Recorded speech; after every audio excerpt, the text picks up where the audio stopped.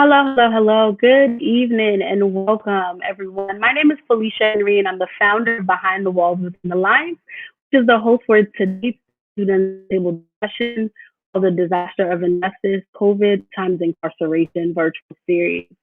Thank you so much for attending, and I really appreciate you taking the time to be here tonight.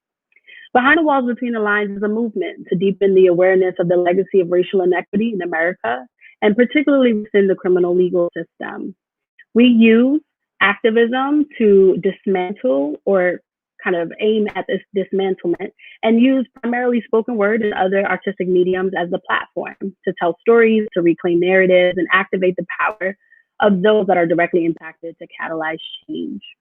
We're hosting the Disaster of Injustice COVID Times Incarceration virtual series because incarcerated lives matter, quite simply.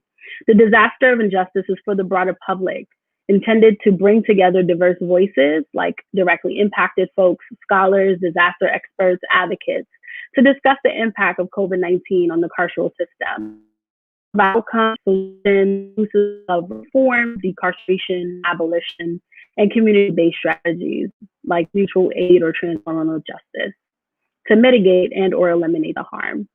We have an excellent panel with us tonight, and I know that they're going to bring very unique perspectives and experiences to what I hope will be a really dynamic dialogue.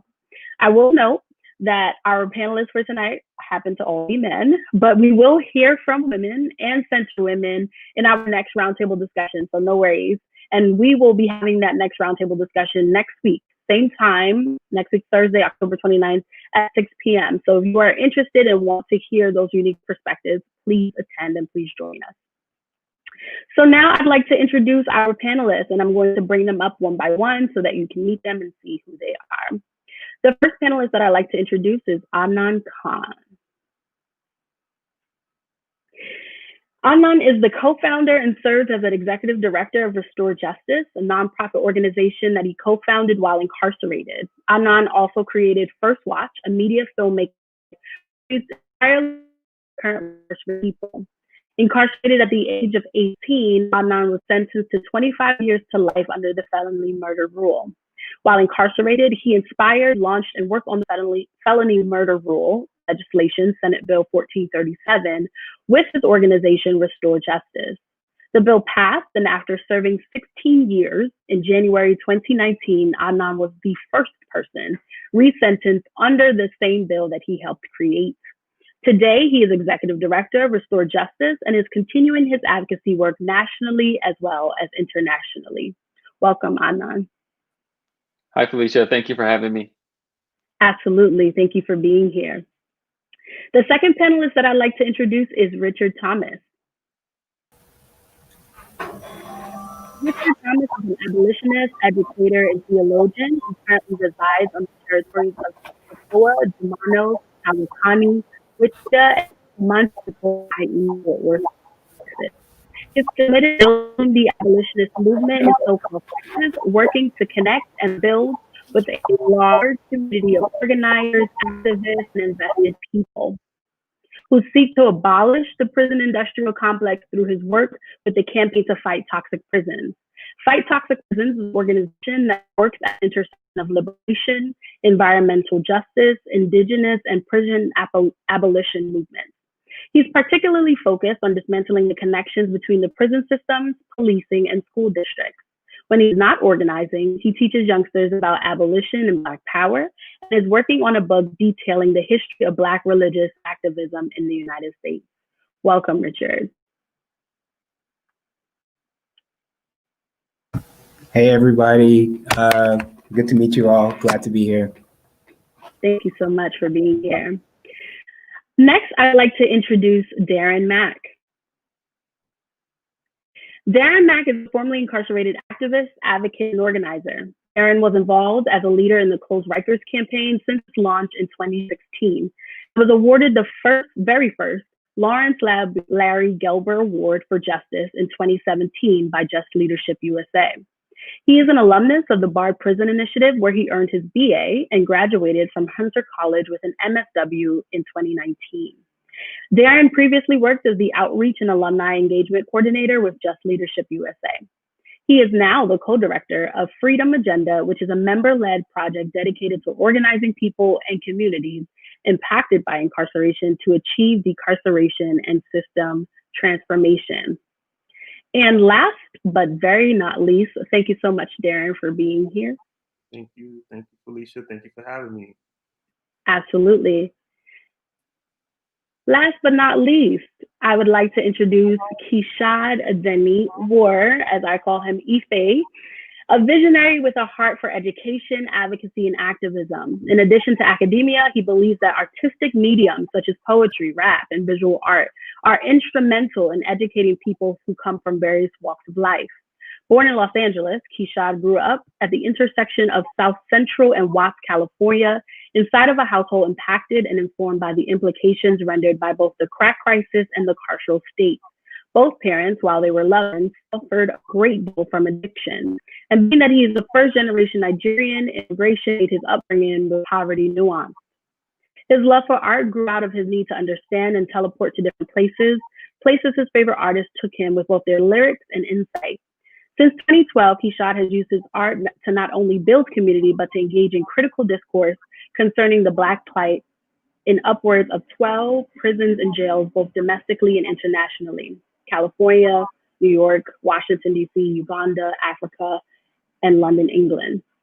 In 2018, Keshad graduated from NYU's American Studies program, and there he researched branding and its implications on race.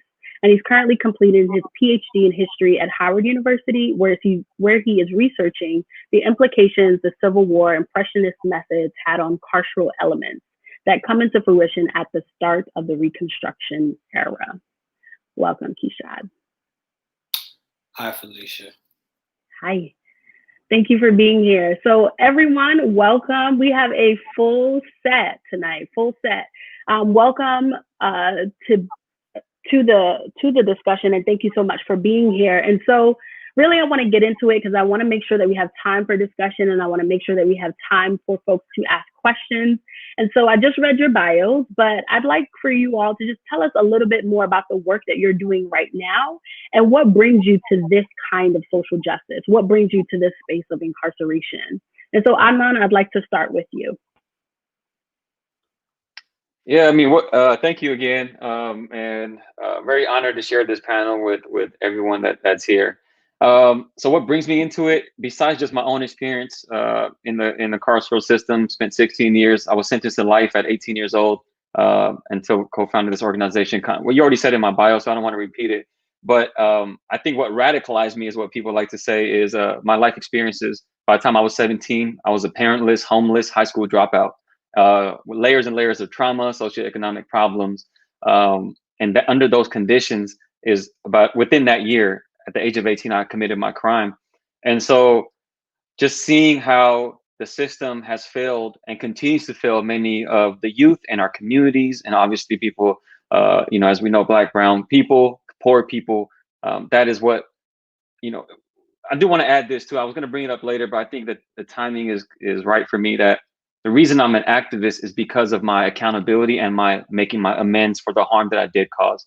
Once I took responsibility for what I've done and then understood my causative factors, everything that I went through in life and the systemic factors in my life, then I realized that my amends is incomplete unless I change the system. Because right now there's another 8-year-old on its way to prison or jail or harming himself or herself or themselves within the next few years. So for my amends is incomplete if I don't do anything towards changing the systemic factors, because it's not about just sole responsibility for what I've done. My decision was influenced based on everything that I mentioned. So that's what kind of got me and solidified me, I guess, in this space, is that passion for public safety, for human beings. The work that we do specifically within our organization is yes, it's restorative justice practices, but in particular, our slogan is from proximity to policy. So utilizing impacted people into the political change in our state, in the state of California. And I think the most important thing that our focus is on is life in extreme sentences and violence. The way we view violence, how we repair harm, repair damage, has been basically sold to us. Like our ideas of safety is sold to us. It's saying that safety is incarceration for people. Safety is policing for people. And it's a lie. And what I mean is quite literally it's sold to us because it's a product. I mean, we could talk about capitalism and racial capitalism as well. Data back, I mean, there's some qualified, very much more qualified people than myself to go back to year 1619 and why people, even Black people, Africans were brought to this country. It was for product, for capitalism. So that has not been lost in this country. So I really want to highlight what harm, reconsider, reevaluate how we view harm and how to repair that. Not just individually, not with people who've been harmed, who've done the harm, but systemically as well, what that continues to do the harm. Thank you for that. Thank you. Richard, I want to come to you. Tell us about what you're doing right now and what brings you to this kind of social justice. Okay, hey everybody. So I'll say what kind of brought me into this work, specifically like abolitionist work. For me, it's a gradual process, and I think it's like that for most people. I say this all the time. I'm fortunate enough to never have been incarcerated, but I say fortunate enough because it's pure happenstance that I haven't been incarcerated before. Like just the way that the system, and it's not just the system, but all the key players and every aspect of the society that we live in, as Adnan well pointed out, the connection with capitalism, with patriarchy, with white supremacy, all those connections create this entire system where, like, for anybody, and specifically for Black males, but I would say generally speaking for anybody too, the fact that someone isn't incarcerated is, or at least for people of color and brown people of color, even more particularly, it's pure happenstance that they are not. Because from where I grew up in the hood. Like a lot of my friends and stuff, they end up getting arrested for just like stuff like being in the game, like drugs or whatever, like stuff that I knew, like a lot of my white friends and stuff, because I went to a pretty predominantly white high school. They did the exact same stuff, nothing. In fact, it was typically glorified. So like I say all that to get to where I started from. My starting point came, I would say probably when I was in middle school, and I would go to like summer programs. But it just so happened that the summer program that I was a part of, it was right by a local jail. And one of the things that I would notice mainly Black and brown people coming to clean and things like that. And they're picking up off the roads and stuff. And it made me wonder, like, hey, do I know some of those people? Like, and it also made me think, could those people be me? So like, that was the beginning of like thinking about this system and its connection to me. And I just think over the years, I've kind of grown gradually into thinking, okay, so I would say probably about college, okay, we can reform the system. The system is unjust. It was created this way. A lot of people made a lot of mistakes along the way, but we can reform it. But the more I started reading, the more I started talking to people, the more I started corresponding with incarcerated and formerly incarcerated folks, the more I began to see that the system is exactly as it was intended to be. Thus, you can't reform a system that's doing exactly on what it's meant to do. So that's kind of how I became an abolitionist, coming to that realization about all the things that we think are fundamentally wrong with the system are actually fundamentally right with it, because it functions as the way it's always meant to be. The system was never meant to keep us safe. It was never meant not to be used as a tool of oppression.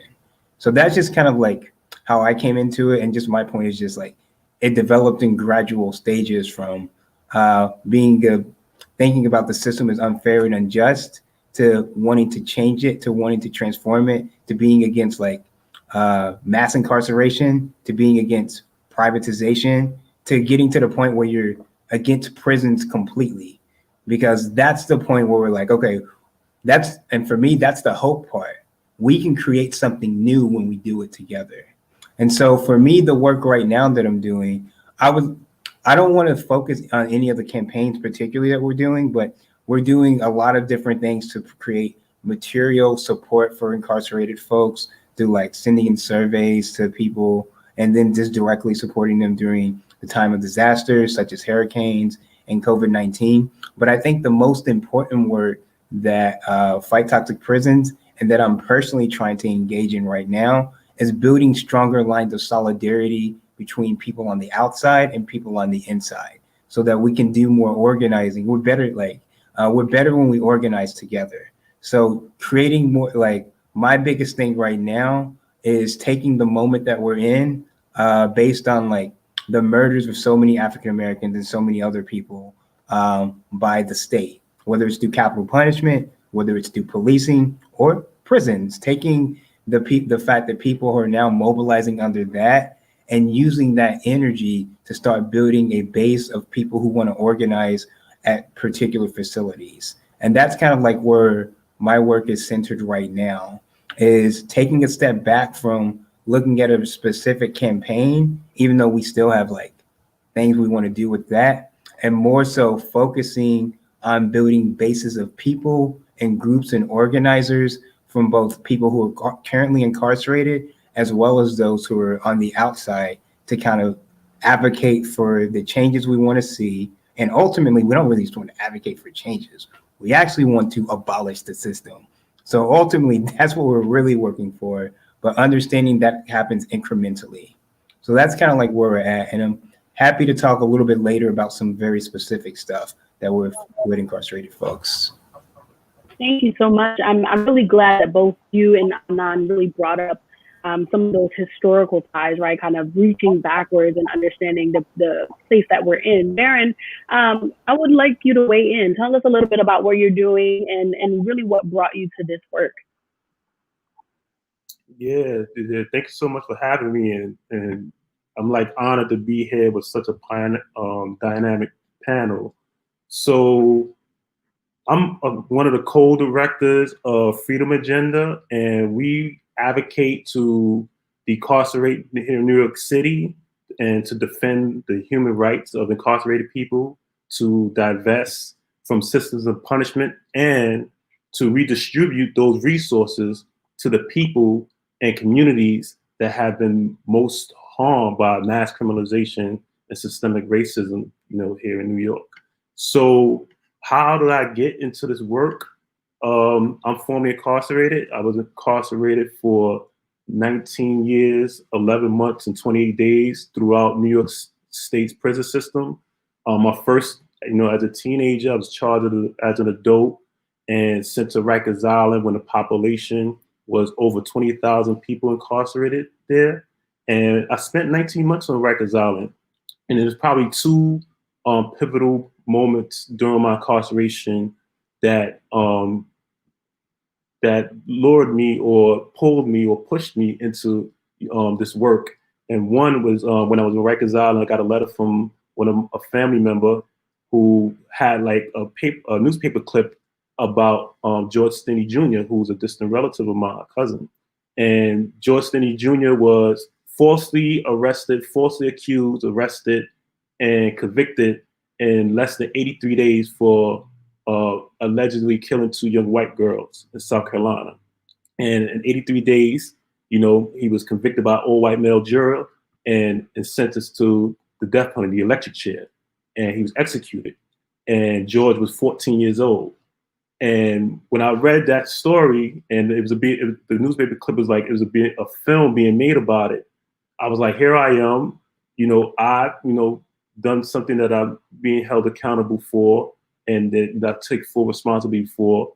But this same justice system, railroaded, a relative of mine.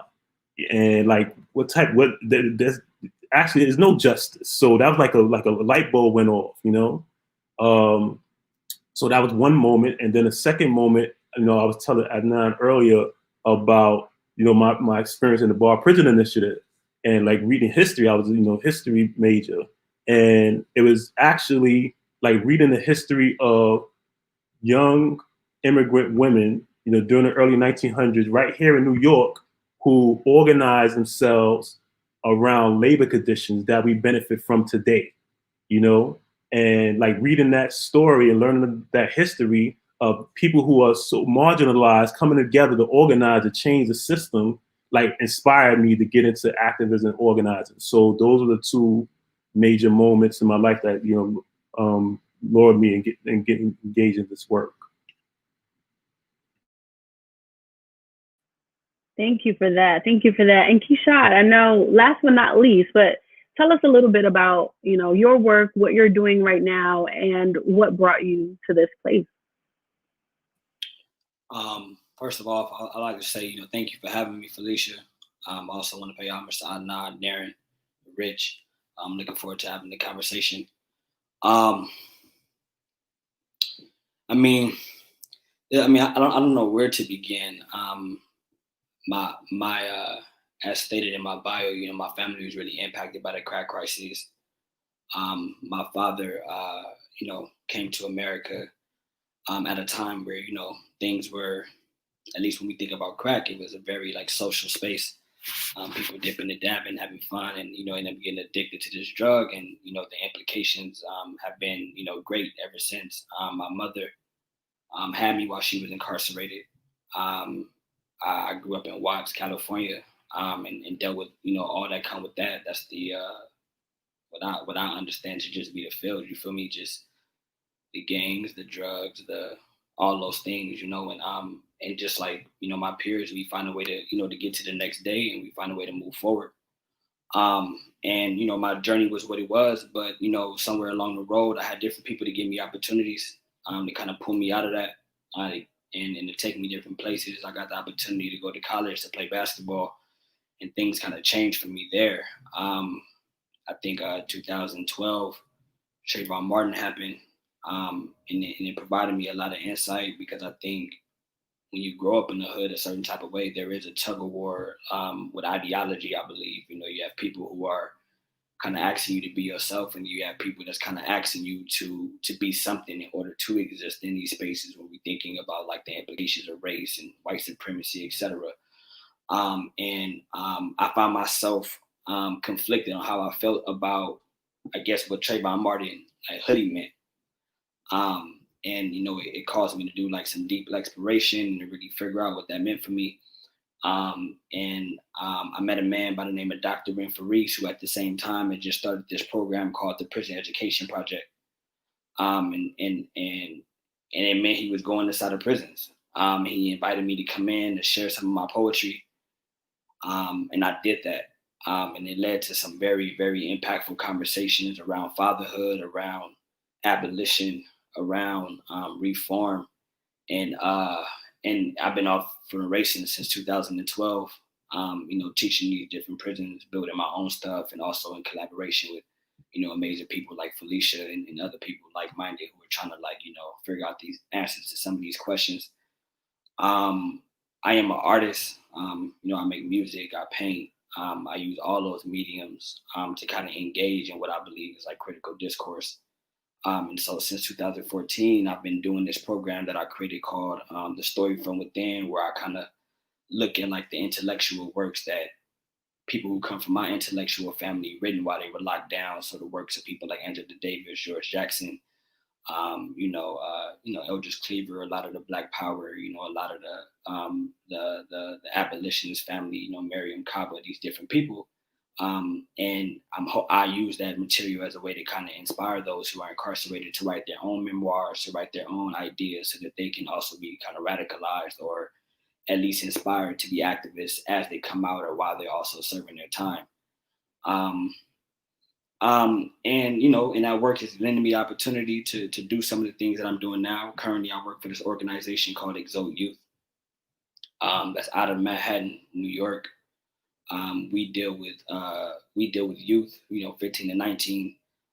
We serve the spectrum, anything from hopping the train style to gun cases, murder cases, whatever the case may be. But they go through a curriculum where we give them paid internships, we pay them to come to class, et cetera, et cetera. We go to court on behalf of them and try to get their charges reduced.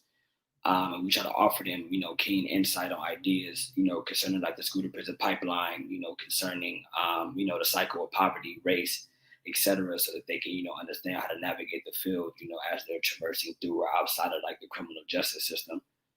And I'm still affiliated with all those other organizations. So currently I'm teaching inside of Centinela Prison in California. Obviously because of COVID, you know, a lot of things are like correspondence based and not face to face. And so I'm doing like this autobiography class where I'm trying to help people who are incarcerated kind of think about like the key elements of their story so that when they get in front of the parole boards, they can kind of advocate for themselves and try to get on the other side of that.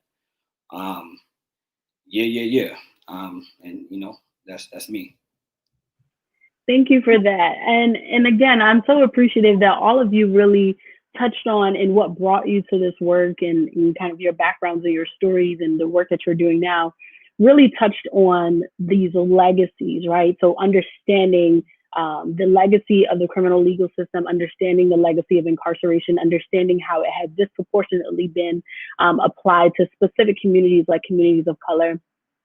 And, you know, now we're in the time of COVID, right? So we're millions and millions of Americans and really all across the globe have contracted the virus. We have over 147,000 people in prison alone who have contracted the virus. And so Amnon, I want to ask you, kind of pose this question to you first. What is significant about COVID-19 for folks that are incarcerated? And as a second kind of follow-up question, you are also someone who thinks about this disaster overlay, right? You were talking about the wildfires as well in California. So let's kind of get into why COVID-19 is you know, issue for folks that are incarcerated and understand kind of this compounded vulnerability to disasters in general. Yeah, thank you. I just want to quickly say that for everyone that's just spoken, it's like everyone's speaking my language and speaking to my heart, my soul, and my activism. So I just want to appreciate that. I mean, when you said Centinela, I mean, I did 16 years in California, right? I'm from the Bay. I live in LA now. So when you said Watts, I mean, I did time with a lot of the people from your community, bro, like a lot, and saw the change. 16 years later, we all came in at 18, 19, 20 years old, did our whole 20s and 30s and, you know, pretty much in these facilities. So just the destruction of communities and why. And so now bringing COVID into it, well, real quick, thank you for that, first of all. Bringing COVID into it, I just want to say that in prison, it's not if you get COVID, it's when you get COVID. So let's just start off with that. But also there's no way for me to have a conversation about COVID without having a conversation about mass incarceration. Like the reason we have a COVID in prison problem is because we have a mass incarceration problem. And prisons, we can also talk about the architecture of it, right? The punity, the punishment of architecture. So for example, I lived in San Quentin for 4 years. My previous 4 years was in San Quentin. I shared a building with approximately 800 people. We shared 12 phones. We shared about 20 shower heads, communal shower heads, which are not even a foot apart maybe. And then the tier that I lived on, the floor that I lived on at that time was the 5th floor. I shared with about 100 people. And if I'm being told by CDC or Dr. Fauci to be 6 feet apart, but I'm on a tier, a floor that's 3 feet wide architecturally, that it is literally impossible to, and I want to say, highlight this, physical distance. I was sentenced to be socially distant from society. So being socially distant is a punitive plan. It's an implementation of your punishment. But physical distance, and I'm using this terminology purposefully because I think it's important to highlight the intricacies of what actually happens and how everything is displayed, or I'm sorry, processed within the facility. So in terms of COVID, I mean, it was just there's so many people in prison, crammed in prison. There's no place to forget socially distant, but when you get sick, the medical system, the substandard and poor quality of healthcare that already exists within the facilities, they couldn't even provide the basic like ibuprofen, which does not cure COVID, obviously, right? My friends couldn't even get ibuprofen. I mean, they couldn't even get their temperatures checked because there's too many people for an amount of nurses, a handful of nurses to go around and check on you. You had to go man down and to get any type of treatment, if any. So it has been, you know, another thing I want to say is that under the Constitution, by law, if we are asking people who are incarcerated to, you know, you're in prison because you didn't follow the rules. Well, us as a society, we are bound by laws as well. And it is under the Constitution that people who are incarcerated deserve, have the right to adequate healthcare. That is a law that we as a society and as a government whose responsibility it is, the state, federal, whoever, it is their legal responsibility to provide adequate health care for people who are incarcerated, and they failed to do so. But here we go again, talking about qualified immunity, or here we go talking about systems that we can, how do we hold them accountable? Right? My best friend, one of my really, really good friends died in San Quentin. I'm going to close off by just saying this, that he tested negative on 6/25 this year and died on 7/25 in San Quentin. After he tested negative, he was put with carelessly or maybe purposefully mixed with cases who were positive. And a month later he died. Right? And so who is held responsible? Is it just, hey, it is what it is? We couldn't stop it. And so that has been the most difficult thing. So when you peel back the layers and you talk about the historic relevance of 1619, of slavery, of convict leasing, of mass incarceration, of Jim Crow mass incarceration, all of that, when you link all of that, my friend's death is literally tied to all of that. And you can't unlink it. I can make those links for you, and we all can. But it's hard to hold people accountable who are responsible for this travesty in our country. Yeah, and if you can continue with those thoughts too. I followed a thread of yours on Twitter, and you were talking about this cramped space, the amount of folks that are in the same place, on the same tier, in the same cell, but then also this kind of tide, so these wildfires that were happening, right? So folks could literally see smoke and inhale the smoke from the wildfires that were going on. So if you could talk a little bit more about how this kind of physical or social distance and inability to physically distance in the time of COVID, how that all still plays a part in what we're also seeing with other disasters outside of COVID as well. Yeah, so I think here's the intersectionality of mass incarceration, systemic oppression, and climate change, right? And so what we've seen across the nation is, first of all, sadly, if we don't really take climate change much more seriously, then this failed, I don't even want to talk about this government right now, but we are headed, we're going to see many more pandemics. We're going to see a lot more wildfires. We're going to see earthquakes in the East Coast and tornadoes in the West Coast. So global warming isn't just about the heat rising in our world, which it is. But when you add to that, what global warming, what that will do, there's going to be more droughts. There's going to be more, which means migration, which means now we're talking about borders, right? Holding people like away, which also means food shortages because there isn't food there. And then who's allowed to get food? Who's allowed to have access to quality of life, a quality of life, right? And who controls that? So we're right with climate change. We're right back to not just capitalism, of course, but we're right back to white supremacy, the holding of power. We're right back into that. So when I got a call from my friend in Solano, who, as a matter of fact, incarcerated with Oscar Grant's father. I also did time in Solano. I spent about 3 years over there, and Oscar Grant's father was there. And when Fruitvale Station, the movie, I just want a quick side note, came out, they would not play it in that facility because they thought we were going to incite a riot because his father was incarcerated in the same facility. And that's just the backward thinking of inciting riots versus holding them accountable. So that's the quick thing I want to say. So when I got a call from my friend saying, "Hey man, we're like, there's COVID, but they had evacuated all the areas around those prisons in Solano except for the prison itself.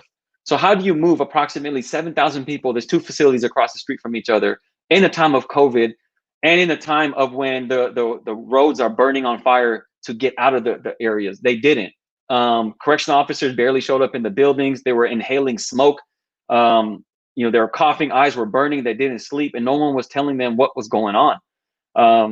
And that was another frustration of just, wow, like just because they're incarcerated, like you have to keep people alive at the least, and they don't even care about that. So they failed with this not just COVID, but they were continuing to show this purposeful neglect towards the fires, towards COVID. We're going to talk about food shortages. All of that was tied together because it's still happening now about the food shortages, meaning in prison, people weren't even getting fed properly. And I'm taking too much time, so I'm going to cut it off right here. I want to hear from the others, and I apologize for my long-windedness. I get too passionate No about this stuff. worries. No apology necessary.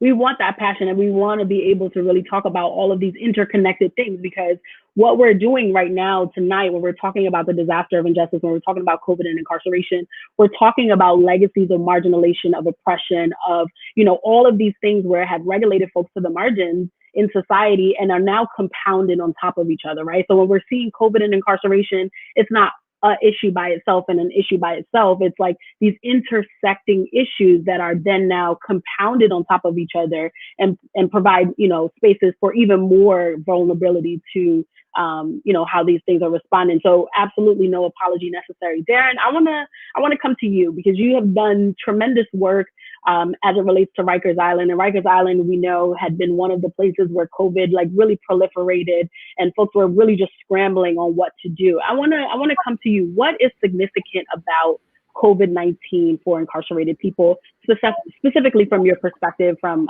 City Jail? Yeah, and then we laid it out, cause New York it's bad, but California is really, really bad at what's happening out there. And in New York, in the city, it's probably a unique situation, because in a city of 19 million people, we have approximately about 17,000 beds in all New York City jails. And there's 10 facilities on Rikers Island, and there's one in each borough. But except for Queens, there's no facility there. That's been closed for years. And Brooklyn just closed actually this year. But the total capacity of people that's incarcerated right now is approximately 4,300 people. So, the city has been doing some work which was pushed by advocates and organizers to spread people out, to release people, to get people what they need in regards to masks, PPE masks, and things like that. But they haven't been doing enough to the level to really flatten the curve. People are still being infected.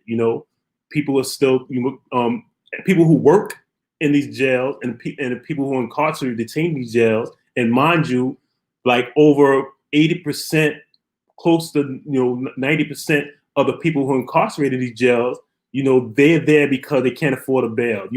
They don't have the money to pay bail. They haven't been convicted of any crime. They just accused or charged with something.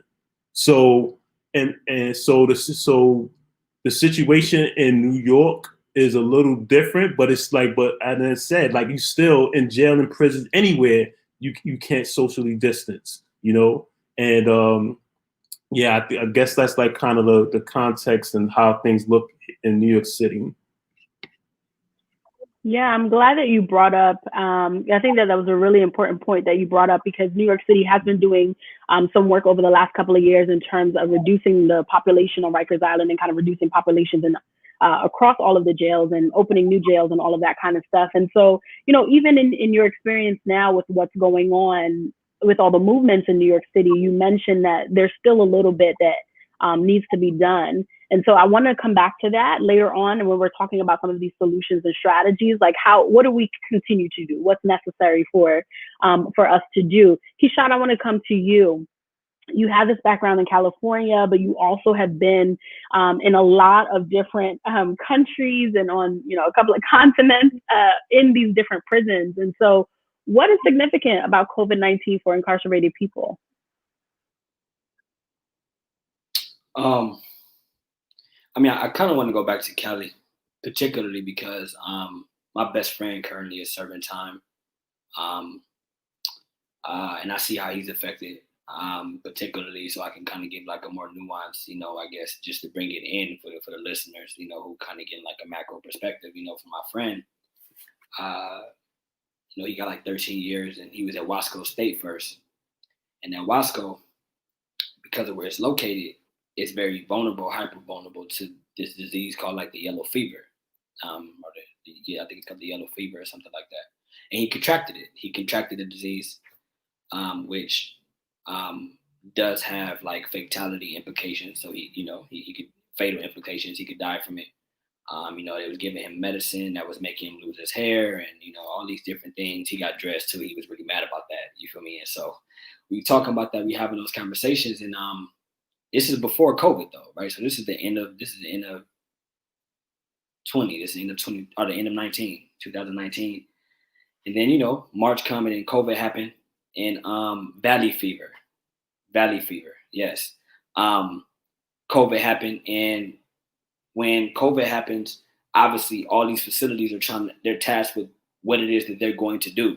They're not tasked with what they're going to do about those who are incarcerated. They're first worried about what they're going to do about their employees. You feel me? What they're going to do about those to try to ensure that they're not contracting the disease. And I think that's why these conversations that we're having about the historical implications, about the ways in which we just have naturally othered people and dehumanize people and put them into like these categories to allow for us to treat them a certain type of way, right? So we talk about when Anan is talking about, right, how they have sold like these ideas of safety, these ideas of criminality, and why it makes it okay to treat them a certain type of way.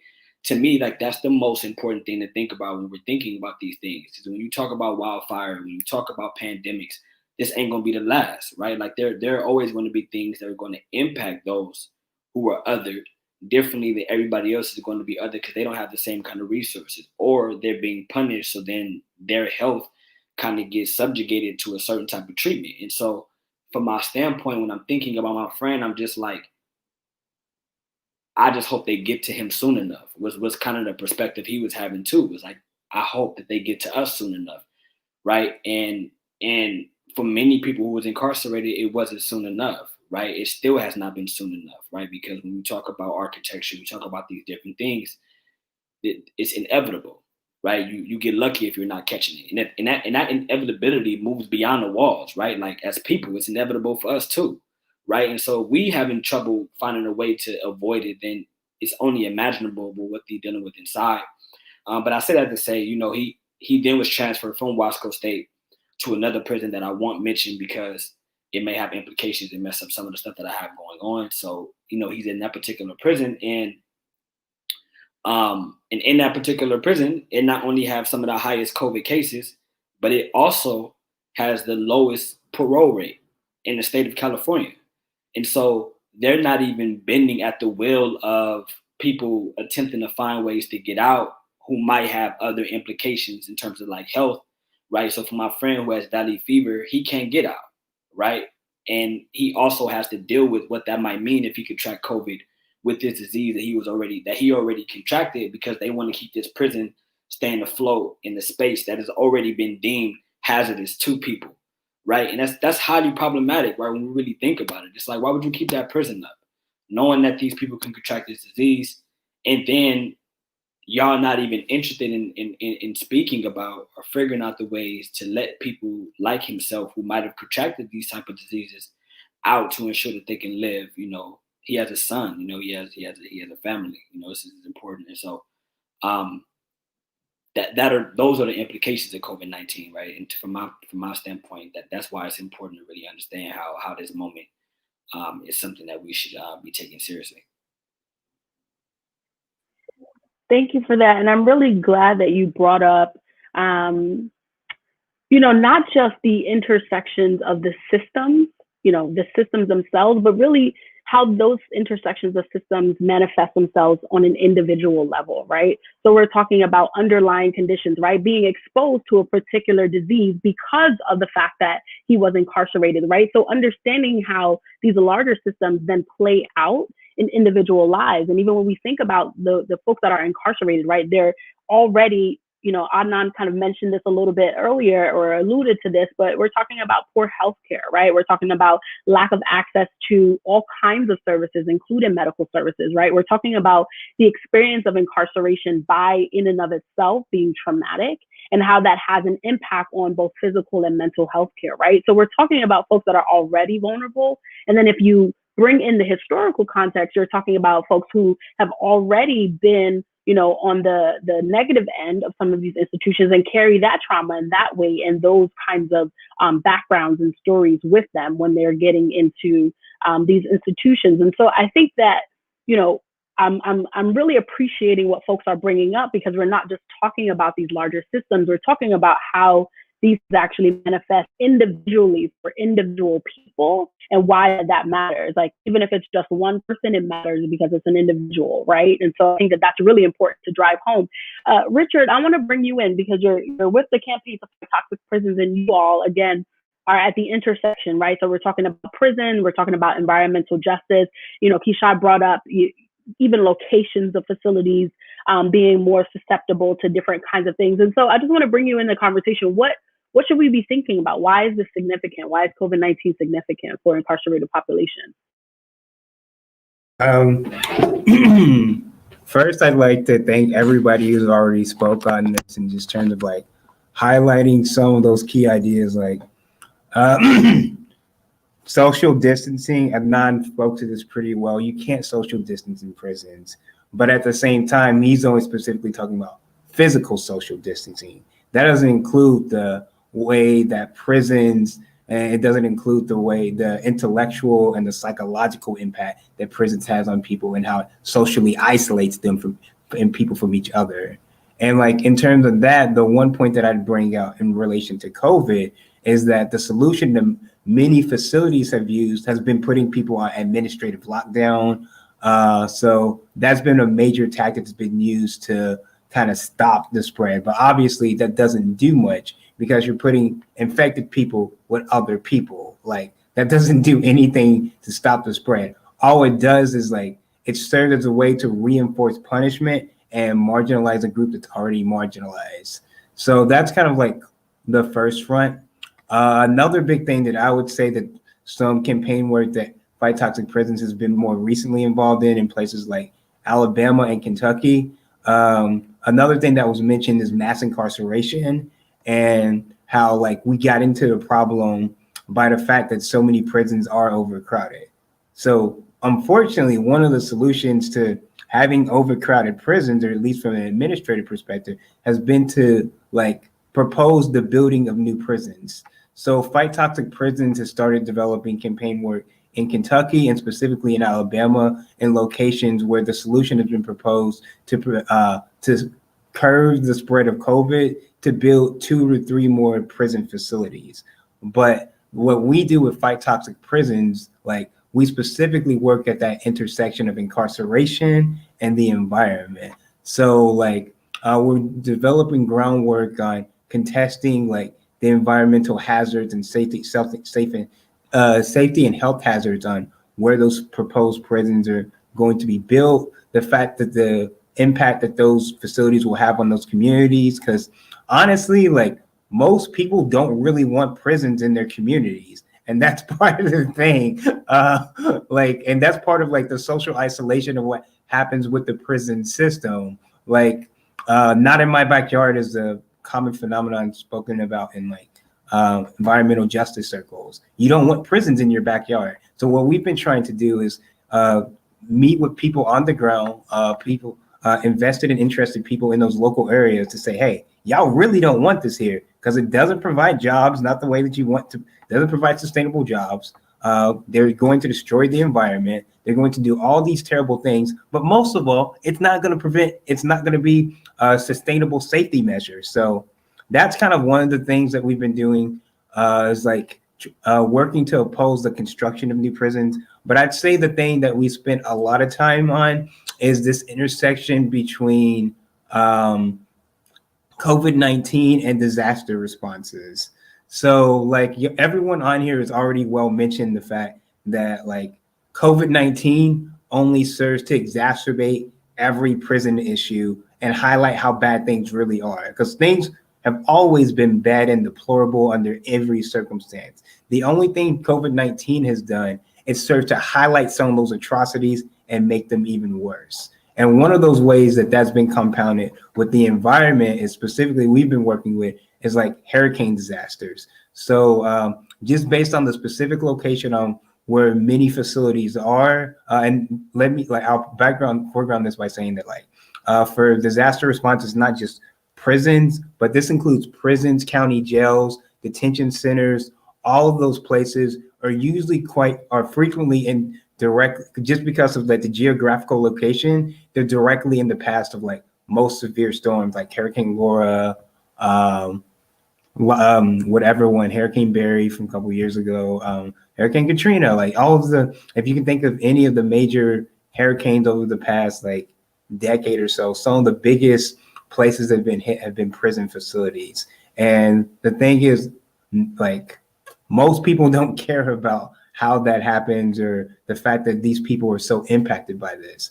But the thing is, evacuation procedures have only gotten worse because it becomes way more complicated to determine how to evacuate people during a global pandemic. So what I've gotten from inside information from some of our incarcerated comrades and folks that we organize on the inside with is that frequently when they are evacuated, if they're evacuated for one, they're being taken to another COVID hotspot.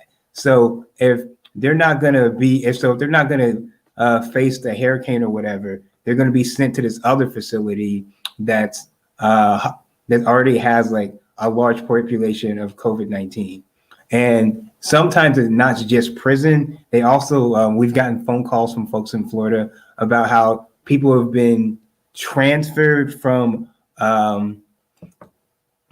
a prison to like one of the work release program facilities, which is often have been hotspots as well.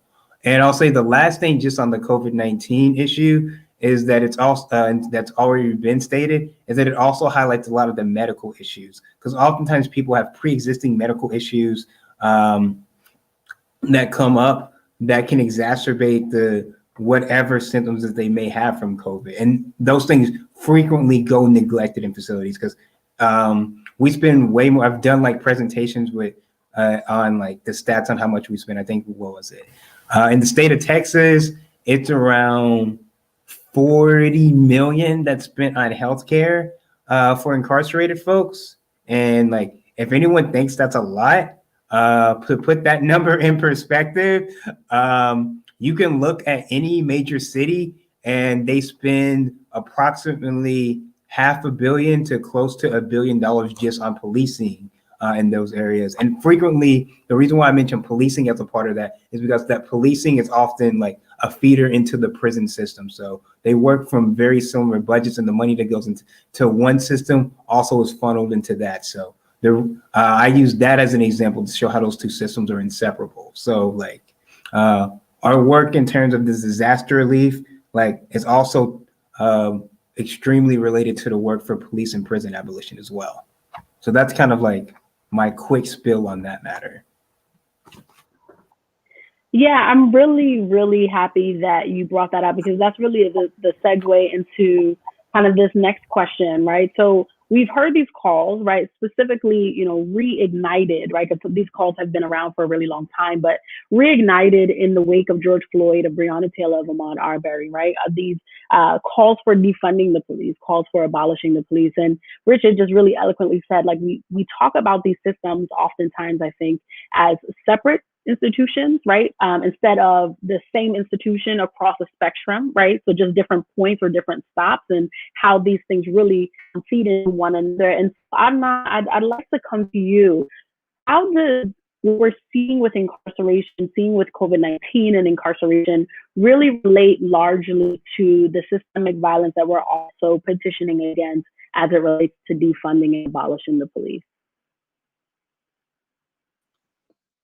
I mean, the police officers grab people and hand them over, right? Well, to district attorneys, and then district attorneys are the middle person, and they hand them to prisons, jails and prisons. So when we talk about a system, so let's just say that the five of us here create a system, and I hand you something, and you toss it to the person next to you, and you toss it to the person next to you, and toss it to the person next to you.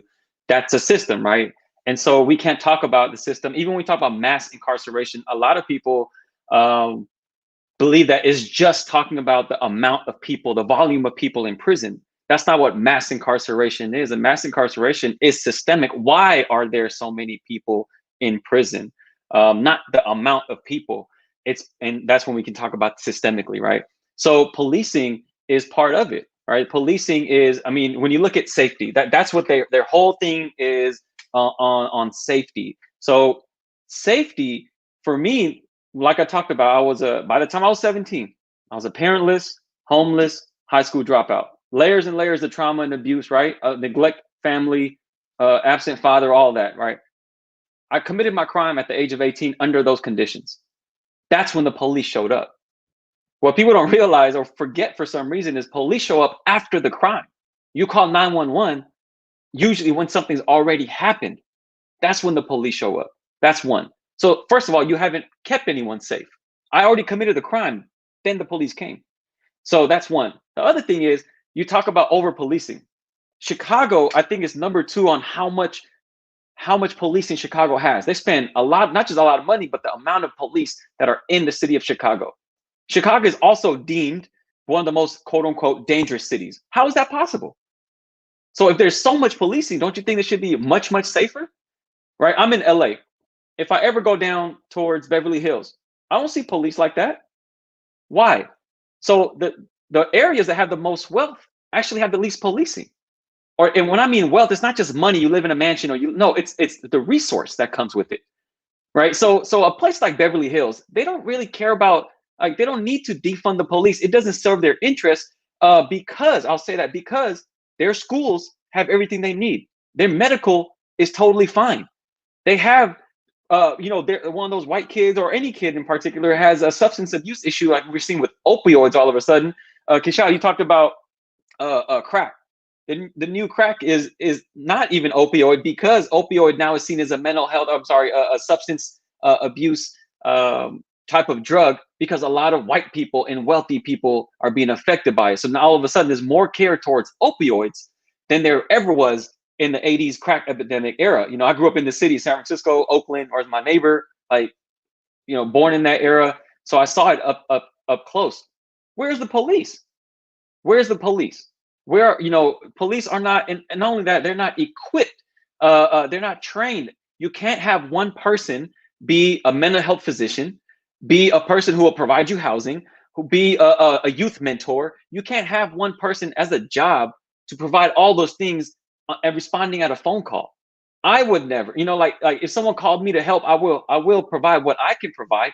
But the truth is, if someone's struggling with something that I'm not trained to do, I'm going to need to call somebody who can help better this individual. And lastly, I'll just say that we have to revisit and reevaluate what we understand and what we've been sold of what safety is. When I realized that my safety is directly linked to your safety, just like COVID, right? If you're not safe, I'm not safe, right? If people incarcerated are not safe from COVID, I'm not safe from COVID out here.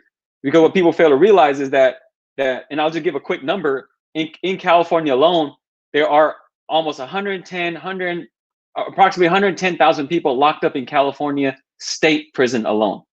That's 35 facilities, state prison. There's approximately 67,000 staff that come in and out of these facilities every 8 hours. Into your community, out of your community, into the prison, out of the prison, right? So when we talk about COVID and contact tracing, that's completely out of the question now, right? We don't even talk about contact tracing anymore. But just to link that to 35 prisons, 110,000 people incarcerated, 67,000 staff, that's just state prisons. Add another 110 jail facilities in California and thousands of more sheriffs and staff in the jail facilities. And then amplify that to the rest of the nation, New York and everywhere, everybody else, Montgomery and Alabama and all the places you talked about, Rich. So when we talk about if we could truly do contact tracing, I would not be surprised to see a lot of COVID deaths and COVID infections are linked directly to prisons and jail and ICE detention centers. So when we look at safety, again, I just want to side note that when we look at safety, I'm not safe unless you're safe. Yes, that same thing applies to COVID that does to our community and to our society. That's really powerful. Thank you for that. Darren, I wanna come to you and the same question, understanding kind of the spectrum when we're talking about defunding police, when we're talking about abolition of policing, how does that relate back to incarceration? How is that along kind of this spectrum? Yeah, I think, and then laid it out, man. The only thing that I would add to that question is, we also need to think about defunding the Department of Corrections, because most of the jails and prisons are operated by the city or county level and state level. You know, like out of the 2 million people incarcerated on any given day and across the country, 1.3 million are in state prisons, and about over 600,000 are in local jails. So that's like almost 75%, probably over 75% of the jail and prison population in our country. And then like to think about like 74% of the people that's in like the local jails, like I mentioned earlier, is not even, they've only been accused of a crime. They haven't been convicted of anything. So yeah, that's like some of the numbers that I think about. And we got to bring it to this conversation of like the first line is defunding, the police, and then the defunding, district attorney officers, defunding, Department of Corrections, and redistributing those resources back into communities that have been impacted by and I'm really glad too, because the next question that I'm going to put on the table right after this one is, how do we, what are some strategies, right? What are some solutions? What are some thoughts that we can start putting on the table for folks that, are watching and may not be really steeped in, all of the things about incarceration, may not really be steeped in what to do next. And that's kind of the next step that I want to go to. And I love that you brought up, it's not just about defunding in the sense of just taking away money. I think that the defunding conversation has really devolved into like, oh, so you just want to take away money and that's it. It's really about a very much more, like a much more complicated process than that, right? A much more complicated response that really takes into consideration. It's not just about taking away something, it's also about reallocating something and understanding kind of the paradigms that we use when we're talking about responding. Because, when Adnan just brought up, a police officer can't be 3 or 4 roles in one, we have to start looking at, when we're talking about defunding, really start looking at what are the resources that are lacking on a community level that we feel like police are the response or is the response to fulfilling those needs, right? And so how do we fulfill those needs without using institutions that disproportionately impact certain populations, right? So I think it's not just take away this, but it's also about thinking about how to redefine, reimagine, be creative, reallocate, kind of all of those things in one, in thinking about that. But I'm glad that you brought that up, and we're going to put that on the table, and I want to come back to that. And Keshad, I want to come to you. So, you do, even in your academic work, kind of looking back into the past and looking at ways that has implications on the carceral system for you. And, maybe this has already been said, but for you, what do you think about when you're thinking about these calls for defunding the police, abolishing the police, and its relationship to incarceration? I think first thing I think about is how critical we have to be about what is being asked. I think we talked about the historical implications already. We talked about, I guess the exceptionary ideas of where like defunding the police is like rooted from, right? And in this moment, defunding the police and abolition is not the same thing, right? People understand defunding the police through this very like mainstream reformist ideal. Right, it's as simple as taking away money and reallocating. But defunding has an abolitionist impetus to it, right? Anything that we're attempting to take away from the system is to redistribute the power. It ain't necessarily about the bread; it's about the power to, right? The power to enact violence on people who are in your communities and not be held accountable for, right? The power to incarcerate people and not be accountable for it. Understanding the violent premises of those particular ideas. And so for me, right, when I think about defunding the police, I think about how critical it is to really get people to understand what that means. And if in this particular moment from a mainstream idea, defunding the police has already been kind of co-opted, then we need to remove ourselves from that conversation. Because to me, it's about abolition. And it's about what do we do to redistribute the power back into communities. And where do we go back historically to think about how have these things happened pre-policing states, pre-carceral states, right? And I guess I'll speak more about that when we talk about solutions. But that's how I think about it. Obviously, in this particular moment, just as everyone else said, right? There's a correlationship between policing and incarceration, right? One need each other. And you can't be abolitionists of prisons and not be abolitionists of policing, right? These things happen together, and it's obviously there are sophisticated and strategic ways to deal with both things because they are two different institutions, but these things are co-linked. In understanding that, and I think as people who are out here on the front lines fighting to get these things resolved, right, we can come up with fundamental ways to attack that. And I can talk about that once we get to that question. Yeah, and here we are, right? So why don't you kick it off and talk about some of those strategies and solutions that you're thinking? Yeah, I just want to start off by saying, for me, I'm not a politician.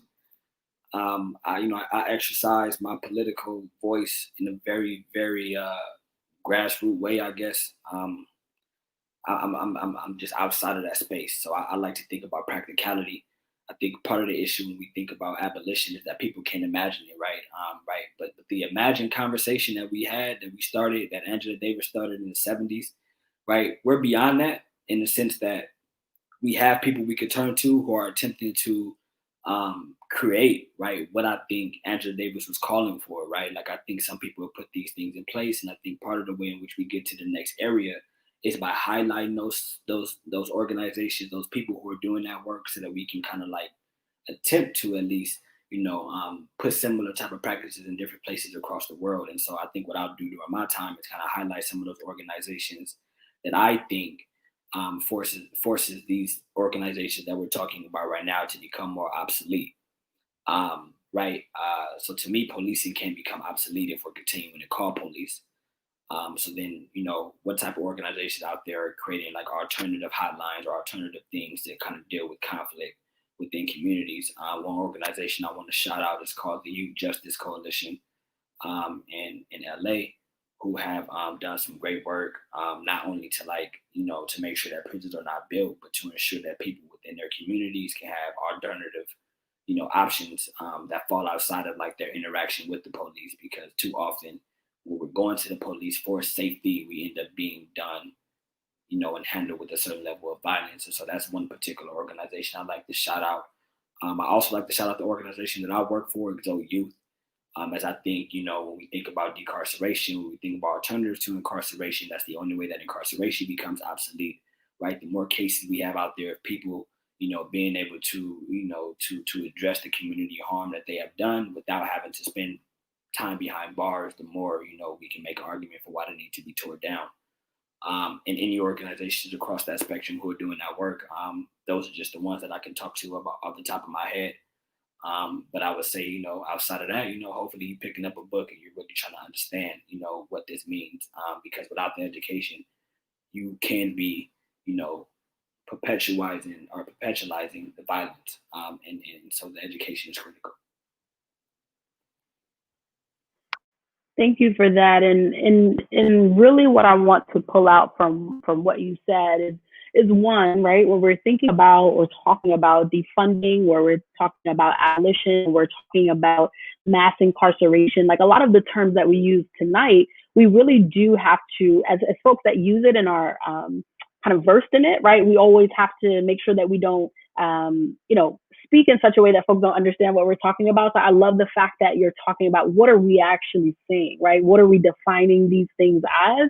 And especially that link to mainstream culture, right? Like it's trendy right now to put hashtag Black Lives Matter in your email signature or on your organization website. But what does that actually mean, right? When we're talking about the origins of Black Lives Matter as a movement, we're not talking about something that was regulated to an email signature, right? And so I think that first thing that I'm pulling out is really understanding how we define these things in order for us to work specifically toward achieving them, right? And then the second thing, that I'm pulling out of what you said is knowledge, right? We actually backstage, Darren and Adnan were talking about, trading books and talking about their experiences, right? And I think that that's really critical because we can't achieve a next step without understanding where we are, where we're coming from, right? And I think a lot of people are jumping on the bandwagon and saying, oh yeah, I'm for this thing, but really don't know too much about it and have not sat down to take themselves. I love those two, really putting those things out. Darren, I want to come to you. You started talking about some of these things earlier about maybe some more steps that, particularly New York City, but really in general, what do you think are some solutions and strategies that we should put on the table? Yeah, like one of the things I learned, Heather Ann Thompson, she's a historian that wrote the book Blood in the Water about the Attica uprising. And I remember clear as day when she gave a lecture and she described the carceral system. She described it as an octopus, and it has a lot of tentacles. And we got to the police is a tentacle, jails is a tentacle, prisons is a tentacle, district attorney offices are the tentacle. And we got to do a lot of things to kill this beast, multiple things at the same time, pull all the levers, And one of the things that comes like here in New York, there's like legislation, even though we need to think of creative ways to abolish, decarcerate, and get rid of the system outside of the box, because sometimes we operate within a box, and like operating within a box looks like legislation, policies. Because I like to say to people sometimes, like, Assata Shakur, she didn't get free on no free Assata Shakur campaign, So, but operating in this box, policy wise, like here in New York, we have the a bill called Less is More. So New York reincarcerates more people on parole for technical violations, like missing an appointment with your parole officer or being late for your curfew, more than any state except for Illinois. And like in New York State, like thousands of people are impacted by this. And so the Less is More is basically a bill that would like end incarcerating people for technical parole violations. And then there's another bill that Freedom Agenda supports, and several dozens of organizations across the state, is a bill in regards like elder parole. So there's a bill that's basically that's spearheaded by the RAP organization, Releasing Aging People from Prison. It's called the Elder Parole Bill, and basically this bill releases incarcerated people ages 55 and older who have served more than 15 years in prison. And that population is like one of the most vulnerable populations to COVID-19. So those whose bill passed elder parole and passed the Less is More bill here in New York will have a huge impact in freeing people, in New York State and in New York City as well. Thank you for that. I love that you're pulling out, as we're talking about practical solutions, you're pulling out things that folks have already went to the table and said, here are some things that we think are going to be really effective, and let's mobilize support. So I love that. And I hope that folks caught RAP and also caught the Less is More to really, support those pieces of legislation and support those organizations that are pushing that legislation. Rich, I want to come to you. Strategies and solutions. What do we do? How do we move forward? So like when I say talk about strategies and tactics moving forward, I like to talk about a diversity of strategies and a diversity of tactics. So what that means is like, there's no one way to move forward. Like some people get really into the politics game and like, we got to do this, we got to go vote, we got to vote our way out of this. Like Miriam Kaba talks about this. We didn't vote our way into the situation that we're in. So voting our way won't get us out of it. So not to say that there's no power in it and that there's no point to it, because at some level, like there are many ways to engage with it. There's very tangible things that we can do by passing legislation that improves the daily lives of incarcerated folks. But don't get it twisted. Like me, I'm about abolishing politics. Because when I say abolish politics, I'll give it to y'all the way I teach like my high school students about what are actual politics. Like if you look at the origins and if you do a historical account of what politics are, politics can be simplified as access to resources. So deciding who gets resources, how people get resources, and why they get resources, that's literally what politics are.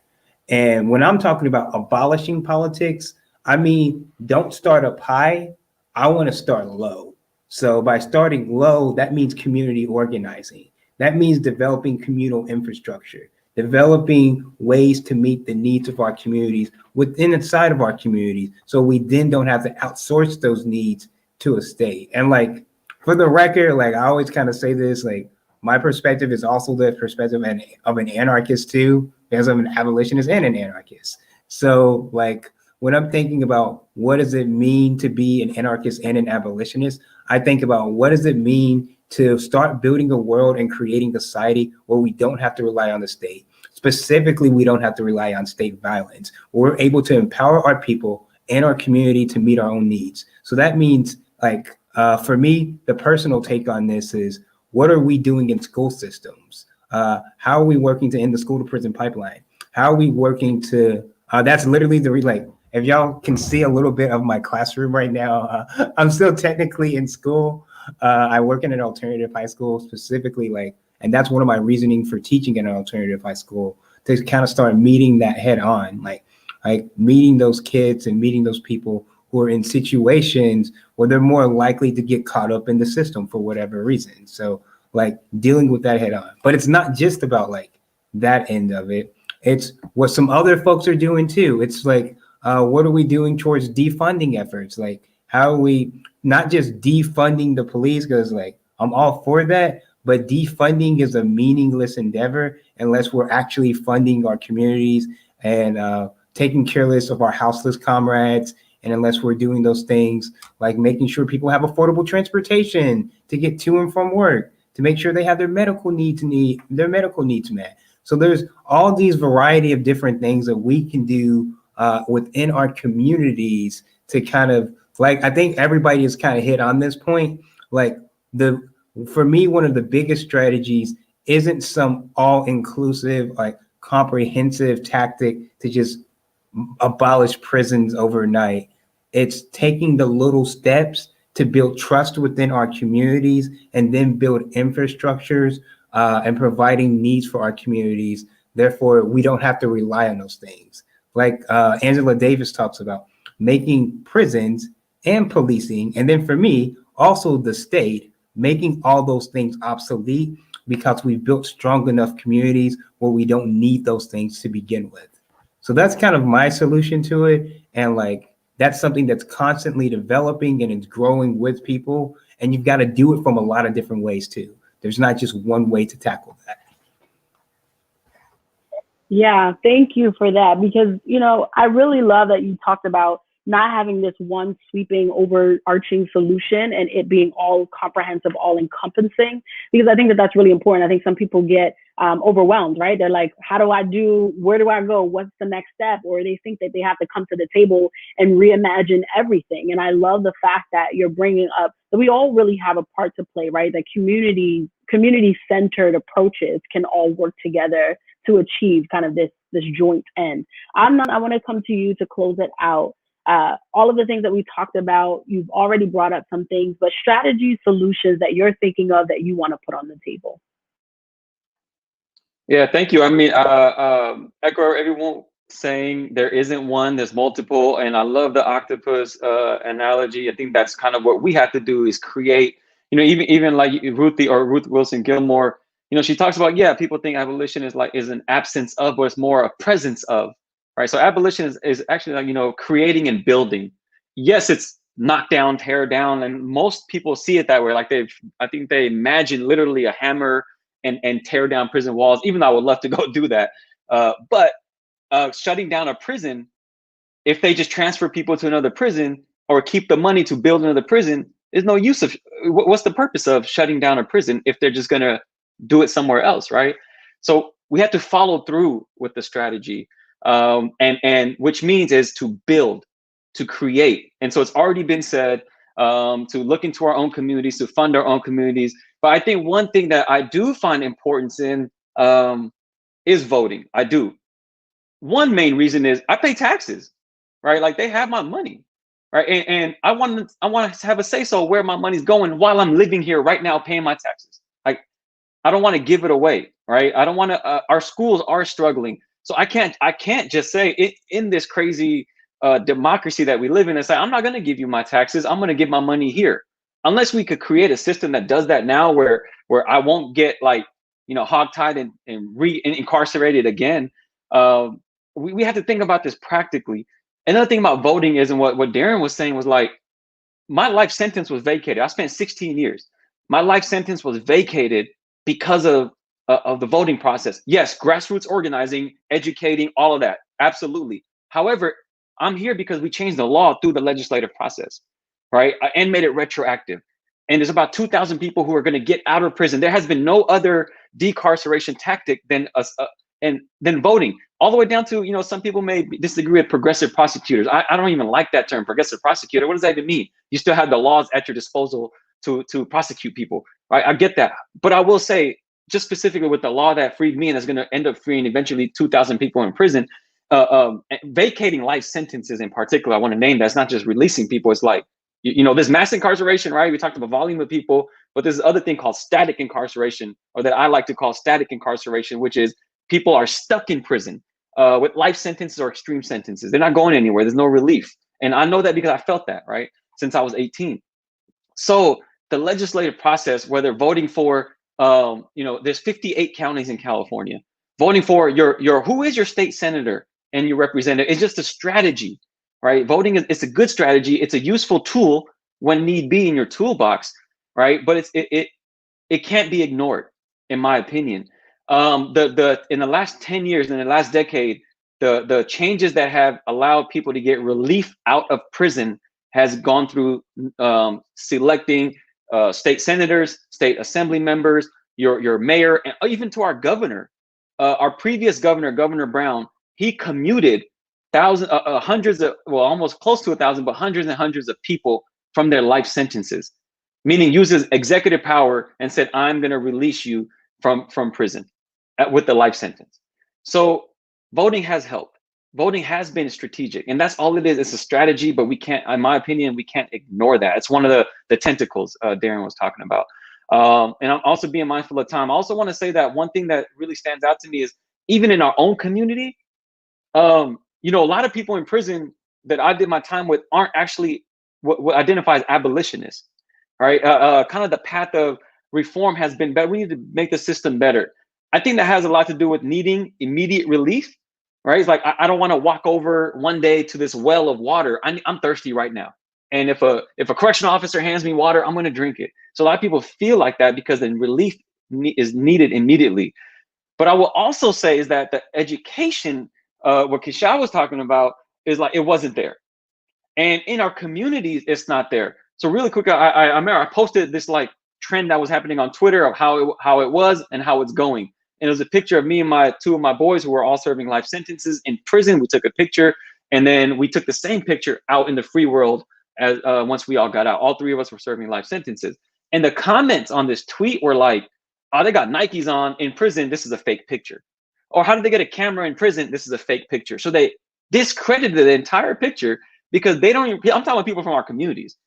Because they don't even know that you can, hey, like how do prisons function, right? And it's not their fault. It's the obscurity, the intentional obscurity of how prisons are kept and our systems are kept. Not just the physical prison itself, but policing and the systemic implication. We talk about the historical implications, critical race theory. They don't want that in school, right? They don't want to talk about systemic oppression. What is the kindergarten version of systemic oppression? Who has that? What is the first grade version, second grade, third grade, fourth grade? It's not there. So we need to either put that in our schools or have classes, create our own classes, like the concept of abolition, for kids to go through kindergarten, first grade, second grade, third grade, to learn about these things so that when they see a picture of people wearing Nikes or socks in prison, they're not like, oh, this is fake. It makes sense to them.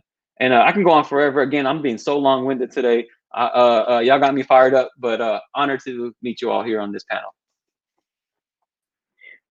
Thank you so much. Never have to apologize. So really, I love that we're ending on this note because all of you have really put forward very practical solutions, strategies, approaches, frameworks, paradigms, and also at the same time have really brought into this space this need and really a need for us to imagine, right? For us to be creative about the world that we want to live in, the world that we want to see. And, while we have the resources or the frameworks right now, like the organizations that Keshia might have brought up, we also still have to continue working on, and that's why I love that you ended on that, Anand, working towards building what we still do not see. And so I love that we've really gotten a diverse set of not only strategies and solutions, but all the entire night, a really diverse set of backgrounds, of experiences, of perspectives that I think really all converged and had really strong conversations. So again, I want to thank each and every single one of y'all for taking the time out. Like, Zoom fatigue is real. Like, virtual meetings and series is real. All of that. And so I thank you for taking the time out of your schedules to be on here, to educate us, to inspire us, to really nip us, some of us in the butt and tell us to go forward. So thank you so much. For all of those that are watching or attending, please reach out to Behind the Walls, Between the Lines. Please reach out to these wonderful panelists. We will post their contact information and tag them and all of those things. And we just hope that you will not only just join us next week for next discussion that we're going to have in Mentoring Women, but also just moving forward to connect to these wonderful people and organizations and move forward to, again, create the world that we want to see. So thank y'all so much. Thank y'all for tonight, and be safe.